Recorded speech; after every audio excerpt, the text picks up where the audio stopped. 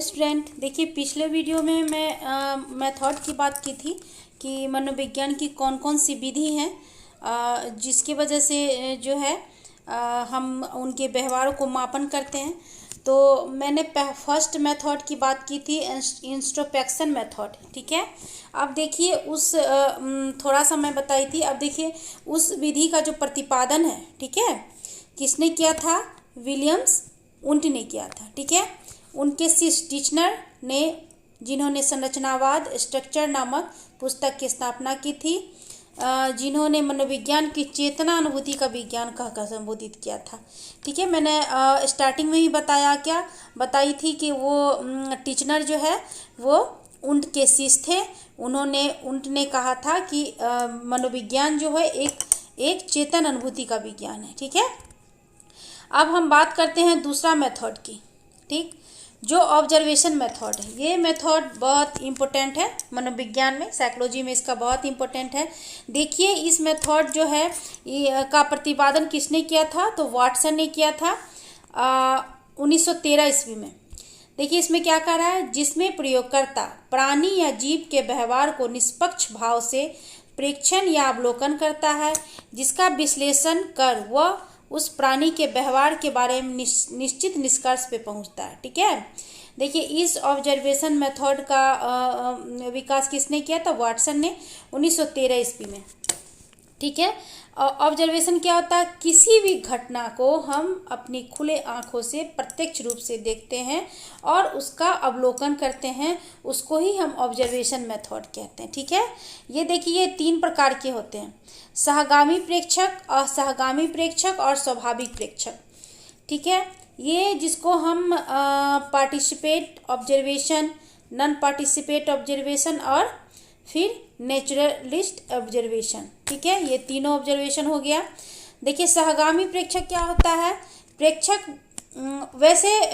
प्रेक्षक जिसमें लोग क्या करते हैं, प्रयोगकर्ता जो होते हैं वो क्या करते हैं, जिन पे हमें प्रयोग करना रहता है उनका साथ देते हैं। ठीक है, देखिए एग्जाम्पल के थ्रू हम बताते हैं कि उद्योग में या व्यवसाय एक श्रमिक के रूप में अपने आप को नामांकन कर लेना। ठीक है, देखिए अगर हम किसी व्यवसाय का या किसी उद्योग का श्रमिकों का हम ऑब्जर्वेशन करने के लिए जाएंगे तो हम अपने आप को उसमें श्रमिक के रूप में उसके साथ रहेंगे। ठीक है, साथ रहकर उसके हम कार्य में सपोर्ट करेंगे और फिर क्या करेंगे, फिर हम उसका आंखों देखी ऑब्जर्वेशन, हमने कहा था ना कि ऑब्जर्वेशन जो होता है वो प्रत्यक्ष रूप से देखकर किया जाता है, तो ये है सपोर्ट। ठीक है, जिसको हम देखिए क्या पार्टिसिपेट ऑब्जर्वेशन। ठीक है, उसमें भाग लेके हम उन श्रमिकों का क्या करते हैं, ऑब्जर्वेशन करते हैं। ठीक है,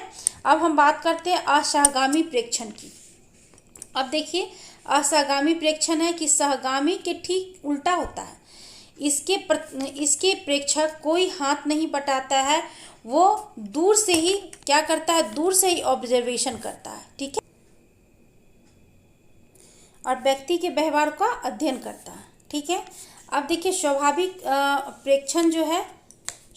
प्रेक्षण ये जो है तीसरा है इसका। ठीक है, जब प्रेक्षण का उपयोग स्वाभाविक परिस्थिति में विशेषकर पशुओं के व्यवहारों का अध्ययन करने के लिए किया जाता है, वैसे प्रेक्षण को क्या कहा जाता है? स्वाभाविक प्रेक्षण।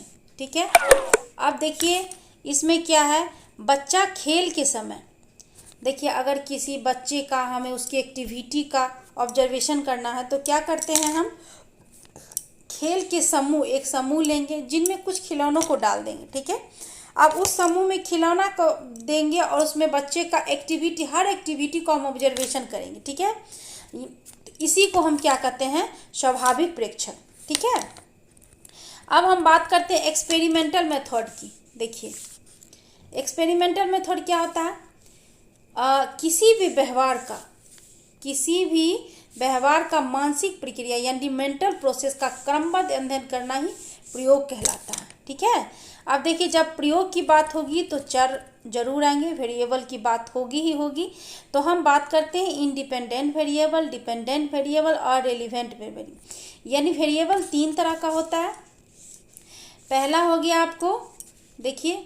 गया इंडिपेंडेंट वेरिएबल, दूसरा हो गया डिपेंडेंट वेरिएबल, तीसरा हो गया रेलिवेंट वेरिएबल। ठीक है, तो इंडिपेंडेंट वेरिएबल किसे कहते हैं? वैसे चर को कहा जाता है जिसमें प्रयोगकर्ता जोड़ तोड़ करता है और उसके प्रभाव दूसरे चर पर देखने का अध्ययन करता है, दूसरे चर पर उसका अध्ययन होता है। अब देखिए हम बात करते हैं, थोड़ा सा एग्जांपल के थ्रू हम बता देते हैं कि इंडिपेंडेंट वेरिएबल होता क्या है।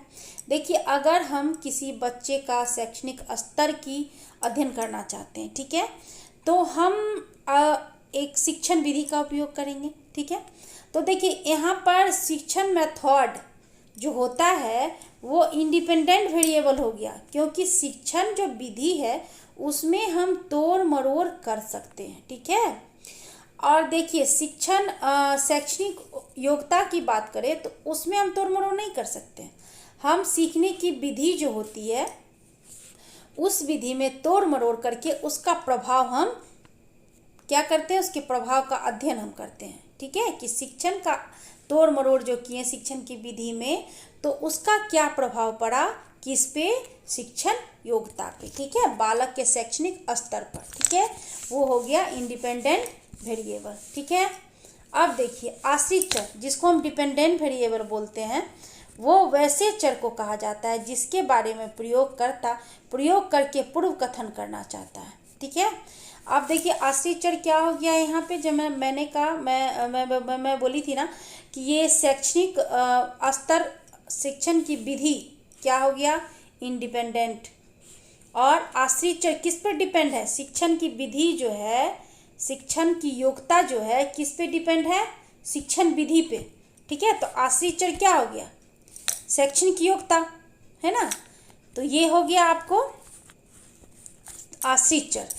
अब हम बात करते हैं इसमें होने वाला परिवर्तन स्वतंत्र चर पर किए गए जोड़ तोड़ पर निर्भर करता है। ठीक है, अब देखिए शैक्षणिक योग्यता को मापना है हमको, तो वो डिपेंड किस पे करेगा, शिक्षण की विधि पे। ठीक है, तो इसीलिए ये जो हो गया शैक्षणिक योग्यता जो हो गया आश्रित चर हो गया, क्योंकि स्वतंत्र चर का प्रभाव इस पे पड़ेगा। ठीक, अब देखिए रेलिवेंट वेरिएबल की बात करते, कुछ ऐसे भी चर होते हैं जिसका प्रभाव को प्रयोगकर्ता नियंत्रित करके रखता है, क्योंकि आश्रित चर पर उन चरों के प्रभाव का अध्ययन नहीं करना चाहता है, कंट्रोल वेरिएबल कहते हैं। ठीक है, जैसे हम कोई चीज़ का अध्ययन करना नहीं चाहते हैं, जिसको हम कंट्रोल कर सकते हैं उसको ही कंट्रोल या रेलिवेंट वेरिएबल कहते हैं। ठीक है, आप शैक्षणिक जैसे एग्जाम्पल के थ्रू मैं बताई कि मैंने शैक्षणिक योग्यता पर का जो हम किसी का अध्ययन कर रहे हैं किसी बच्चे का, तो कुछ चीज़ का हम कंट्रोल करेंगे। ठीक है, तो उस जिस पे हम कंट्रोल कर सकते हैं वो हो गया रिलेवेंट वेरिएबल। ठीक, अब हम बात करते हैं चौथा मेथड। ठीक है, सर्वे मेथड।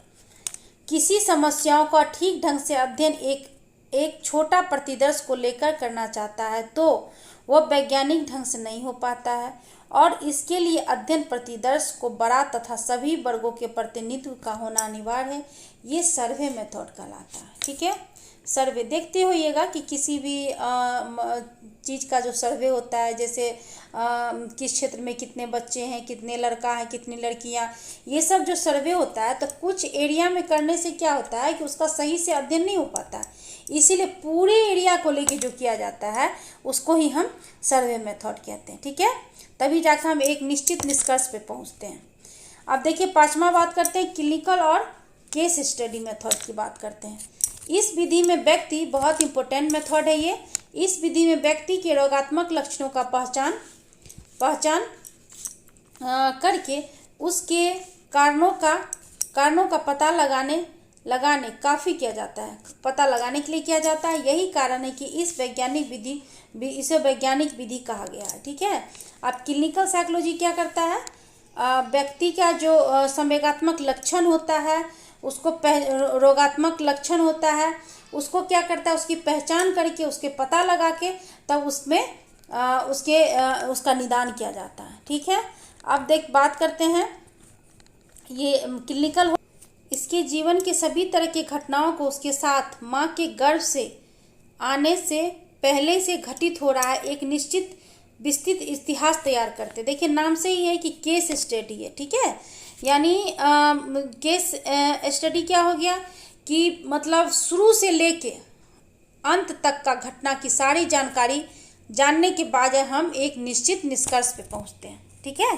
तभी उसका हम उस विधि से किसी भी व्यक्ति का आंकलन करते हैं। अब देखिए हम बात करते हैं फील्ड स्टडी मेथड।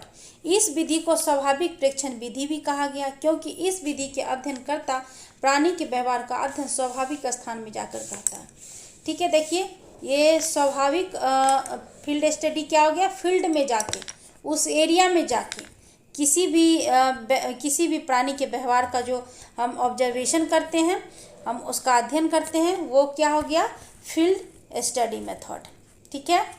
अब देखिए क्या हो गया, कोरिलेशन मेथड। कुछ ऐसी परिस्थितियां होती है जहाँ पे लोग क्या करते हैं, प्रयोग करना संभव नहीं होता है। जैसे क्या, तनाव से बीमारी होता है, तंबाकू से कैंसर होता है। इन बातों के अध्ययन के लिए कोरिलेशन मेथड का प्रयोग किया जाता है, ठीक है। जहाँ पे कुछ ऐसी परिस्थिति होती है जैसे तंबाकू से कैंसर होता है, फिर से तनाव से बीमारी होती है, ये सब चीज़ का अध्ययन करना जहाँ संभव नहीं है वहाँ कोरिलेशन मेथड का यूज किया जाता है, ठीक है। अब मेटा एनालिसिस की बात करते हैं। यह एक जटिल सांख्यिकीय विधि है जिसमें शोधकर्ता एक विषय पर कई तरह के अध्ययन कर अलग अलग किए गए अध्ययनों को संचालित करके हाइपोथेसिस के लिए समर्थक स्थापित करने की कोशिश करता है, ठीक है। मेटा एनालिसिस वही हुआ, ठीक। अब देखिए इंटरव्यू मेथड, साक्षात्कार। इंटरव्यू मेथड तो बहुत इम्पोर्टेंट है मनोविज्ञान की विधियों में। अब देखिए साक्षात्कार आमने सामने किया गया संवादोचित आदान प्रदान है, जहां एक व्यक्ति दूसरे व्यक्ति की सूचना प्राप्त करता है, ठीक है। हम जानते हैं ना कि ये इंटरव्यू क्या होता है, एक दूसरे के सामने में संवादोचित आदान प्रदान करते हैं और एक निश्चित उद्देश्य होता है। ऐसे नहीं कि खाली हम और आप बात कर रहे हैं तो वो इंटरव्यू मेथड हो गया, ऐसा कुछ नहीं है। एक पर्पस होता है, एक उद्देश्य होता है, उसको ही हम अब देखिए लास्ट है क्वेश्चनायर मेथड। प्रश्नावली का तात्पर्य किसी भी प्रकार के एक ऐसे यंत्र से है जिसमें एक ऐसा प्रश्न या वाक्यांश होता है जिसके उत्तर व्यक्ति स्वयं देता है, ठीक है। क्वेश्चनायर मेथड क्या होता है कि क्वेश्चन का एक लिस्ट होता है जिसका वो प्रयोगकर्ता जो होता है क्वेश्चन करता है और फिर उसका आंसर जिस व्यक्ति का हमें व्यवहार का अध्ययन करना है उससे आंसर तैयार करके उसके पर निष्कर्ष निकालता है। उसके क्वेश्चन का जो भी जवाब होता है उसके बेसिस पर वो आंसर निकालता है और फिर उसके व्यवहार का आंकलन करता है, ठीक है। तो ये हो गया हमारा क्वेश्चनायर मेथड, ठीक है। तो जितने सारे मेथड की हमने बात की है 10 मेथड की, तो इन सब ऐसे भी और भी बहुत हैं, लेकिन इनमें से भी कुछ इम्पोर्टेंट बहुत ज़्यादा है, ठीक है। उनकी जैसे हम बात करते हैं कि जो हमारा साइकोलॉजी जनरल साइकोलॉजी है, जिसमें हमको चैप्टर 1 में इंट्रोडक्शन बीए ऑनर्स का जो पेपर 1 है जनरल साइकोलॉजी, उसमें इंट्रोडक्शन में हमको पढ़ना है definition and goals of psychology, method experimental, ठीक है, interview and questionnaire and case study. In method को हमको मेन इम्पोर्टेंट पढ़ना है। मैं उनको डिटेल में क्वेश्चन के साथ आंसर के साथ मैं उसको बताऊंगी। तो ठीक है, फिलहाल हम इस शॉर्ट करके थोड़ा सा सारे मेथड की बात मैंने की है, जिनके मदद से हम व्यक्ति के प्राणी के व्यवहार का ऑब्जर्वेशन करते हैं और उसके बारे में हम पता करते हैं, ठीक है। ये मेरा इन करी वीडियो की कि और ज़्यादा लंबा नहीं चले जाए, ठीक है। तो इसी तरह मेरे लिंक से जुड़े रहिए। मैं बीएड वालों के लिए भी मैं स्पेशली कुछ सटीक क्वेश्चन का आंसर लेके आऊँगी जो टीचिंग एग्ज़ाम के लिए बहुत इम्पोर्टेंट होगा। और फिर मैं साइकोलॉजी ऑनर्स जिनका है उनके लिए मैं स्पेशली तो हूँ। थैंक यू, धन्यवाद।